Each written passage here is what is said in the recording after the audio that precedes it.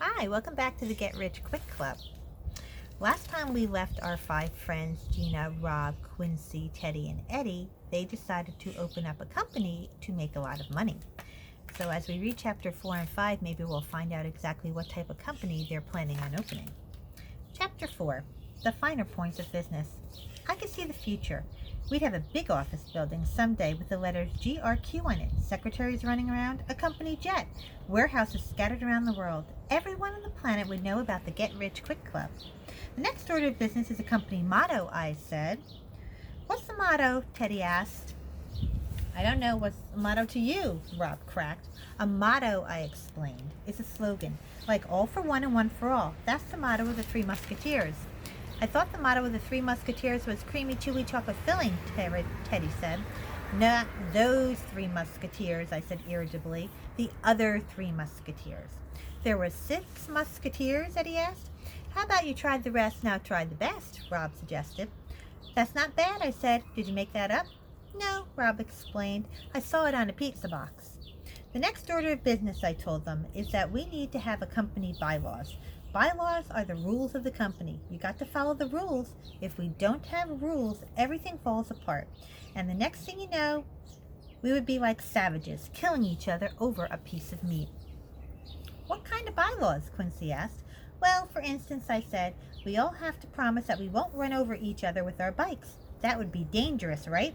So anybody who runs over another member of the GRQ with their bikes should be kicked out of the GRQ. See what I mean? Can you think of any other bylaws that we should have? How about we can't hit each other over the head with sharp sticks? Eddie suggested. Well, of course, that one. I agreed. Hitting each other over the head with sharp sticks can't be allowed. How about drowning? Suggested Teddy. Okay, no drowning either. I realized that introducing the idea of bylaws might have been a mistake. Poisoning? Eddie asked. Throwing each other off cliffs? Teddy said. There aren't any cliffs around here, I said impatiently. True enough, Rob said, but the twins bring up an excellent point. What if we go on a business trip somewhere and they have cliffs there? What if one of us gets upset and pushes another one off the cliff? What will happen if we don't have any bylaws to cover it? Okay, I agreed. No throwing each other off the cliffs. That's enough bylaws. Let's move on. We have to give out titles. Titles? Quincy asked. What do you mean titles? Your job, I exclaimed. Your position. In a real company, every employee has a title. For starters, I think I should be CEO. I want to be CEO, Eddie shouted. You don't even know what CEO means, I said. I don't care, Eddie whined. It must be something good or you wouldn't want to be it. CEO stands for Chief Executive Officer, I said. The boss. Well, aren't you the ant's pants? Quincy snickered, and that means, don't you think you're great? How come you get to be CEO? Teddy complained. Because this whole thing was my idea, I said. Rob will be vice president. What about me? Quincy asked. Quincy was new to our school, but she was already famous for being really artistic. She could draw just about anything on demand without even having to trace it. Quincy will be the creative director, I decreed. And the twins? You will be secretaries. I don't want to be a secretary. Eddie immediately started wailing, as if he just had been beaten with a tennis racket. Secretaries have to answer the phone, whimpered Teddy. Well, you don't have to worry about that, Rob pointed out. We don't have a phone. Then we'll have nothing to do, Eddie whined. At least if we had a phone, I could answer it. The rest of us all rolled our eyes. How about drones, Rob suggested. You two can be the company drones. What's a drone? Teddy and Eddie asked suspiciously. Drones are very important, Rob said. A drone is like a busy bee in a beehive. That means you get to deliver secret messages and stuff.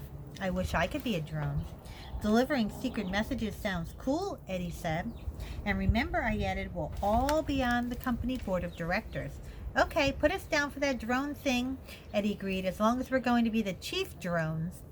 Chief drones it is, I said. You'll be drones number 1 and number 2. Every other day you can switch numbers to make it fair. I wasn't about to tell the Boogle twins that a drone was a male slave to the queen bee in the hive. Sometimes with little kids, the less they know, the better. Now the titles have been given out, I realized I had assembled the perfect team. I would be the heart, soul, and brains of the operation.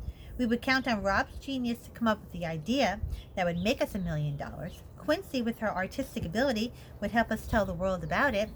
And the Boogle twins, well, they'll do the dirty work and other stuff that the rest of us don't want to do. We were ready to take on the world. Quincy, a voice called out. Cricky, it's my mom, Quincy complained. Time for tucker. I hate to pike out, cobbers. Gotta bail. See you in a divvy. Ho-ro. What's she saying? She's saying, oh no, it's my mother. Time for dinner. I have to leave early, friends. Gotta go. See you soon. Goodbye. Wait a minute. I stopped Quincy from climbing down the tree. Doesn't she know we're having a company meeting? How would she know? Rob said. The company didn't exist 10 minutes ago. Look, I told Quincy, just because your mom's calling doesn't mean you have to leave. But she's my oldie, Quincy said, which means she's my parent. Besides, I'm so hungry I could eat a horse and chase the jockey. Don't you know anything about negotiations? I told her. When your mom says to come home, it doesn't necessarily mean now. That's just her first offer. Tell her you'll be home in 10 minutes. 10 minutes, Mom, Mincy called fearfully. Good, I said. You gotta be tough to succeed in business. Quincy, I need you home in 5 minutes. See, I pointed out. Your mother didn't need you home now. Tell your mother you'll be home in 8 minutes. But tell her. 8 minutes, Mom, Quincy yelled. 6 minutes, Quincy's mother hollered. Or we hop into the grub without you, which means we'll start eating without you. See, I explained to everybody, you learn the first lessons in business negotiations. Never grab the first offer they put on the table. Okay, I propose we adjourn this meeting. That means we go home and eat. I have a question, Eddie said, raising his hand as if he was in school. Yes, drone number 1. What is the GRQ Club going to do? Eddie asked. Doesn't a company have to do something or sell something? How are we going to make money? An excellent question, I told Eddie. Now I see why we gave you the responsibility of being chief drone. Let's meet back here tomorrow afternoon. Put on your thinking caps. We'll come up with a master plan to make $1 million. Chapter 5, $1 million idea. There's an old, weather-beaten gazebo out in the field behind my house. I thought that this would make a good place for the GRQ Club. Of course, once we got rich, we could buy an office building. I brought along a stapler, some tape, paper clips, pens, a ruler, scissors, and a calculator. An office needs office supplies, right? I had a big metal box with a lock on it to keep all the stuff in. I also brought along a photo of Bill Gates, my hero and inspiration. Who's the nerd? Quincy asked when she saw me taping the photo up to the post. Bill Gates, I told her. He's the richest man in the world. Looks like a nerd. Quincy had made a couple of signs to put up too. The first one was a logo she had designed for the company. It looked like this, the Get Rich Quick Club. I told Quincy she had done beautiful work. The second sign said, warning, keep out, man-eating piranhas inside. Piranhas live in water, Gumby, Rob said as he pulled up on his bike, not gazebos. I know that, Quincy explained, but this will get them thinking, won't it? Nobody can steal our company's secrets. We don't have any secrets, Rob said.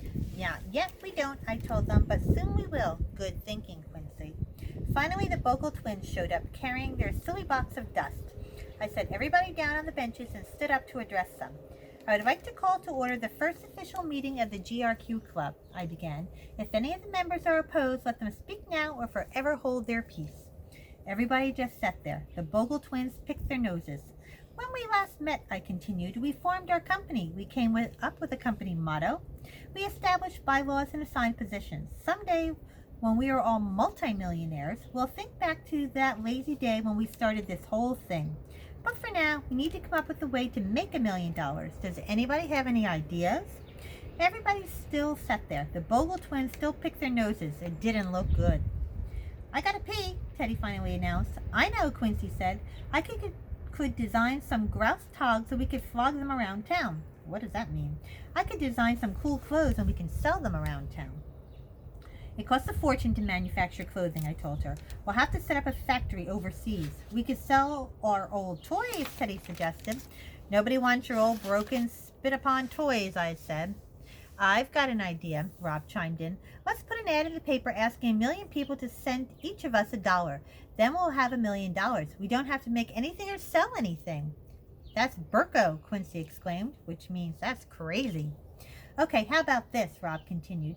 You know those little packs of ketchup you give out at fast food restaurants? Yeah. You know how squishy they are? Yeah. I always like squishing them with my fingers. I could do it for hours. Your point? I demanded. I was thinking, Rob said.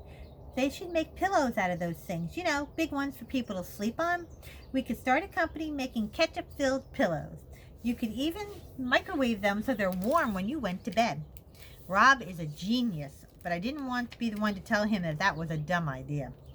You've gone round the bend, haven't you, Quincy asked Rob. Microwave pillows? Have you got kangaroo loose in the top paddock? What does that mean? You've gone crazy, haven't you? Microwave pillows? Are you dumb? It was just an idea, Rob added sheepishly. I never said it was a good idea. I gotta pee, Teddy reminded us. You should have thought of that before the meeting, I told him. How about we write a rap song, Eddie suggested. Rappers make millions of dollars. With that, Eddie began to improvise a little rap song and did a little dance as he sang it. I hate everybody, yes I do. I hate you and you and you. I hate your father and I hate your mother. I hate your sister and I hate your brother. I put it in the zoo and then I say boo. I'll throw you in a freezer till you're old geezer. I would throw you out of a cliff and then you'd be stiff. I'd dump you in a truck.